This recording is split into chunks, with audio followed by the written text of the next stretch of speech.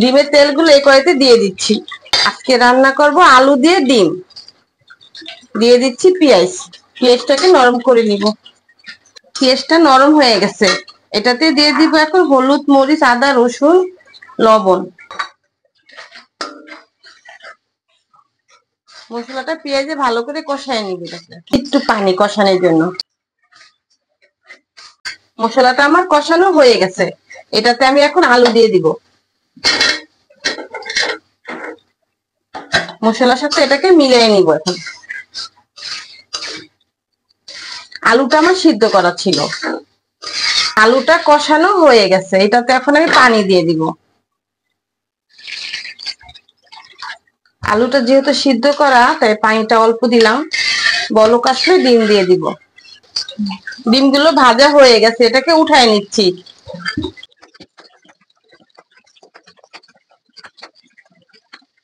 আলুটা আমার বলক এসে পড়েছে, এটাকে আমি এখন ডিম দিয়ে দিব। ডিমগুলো দিয়ে আবার কিছুক্ষণ এটা হতে হবে। এটা কতক্ষণ সিদ্ধ হোক, তারপর নামাবো। ডিম তরকারিটা হয়ে গেছে, এটাতে এখন জিরার গুঁড়ো দিয়ে দিব। দিয়ে দিলাম জিরার গুঁড়ো। তরকারিটা হয়ে গেছে, নামাই রাখবো। রান্নাটা কেমন হলো কমেন্ট করে জানাবেন। আল্লাহ হাফেজ।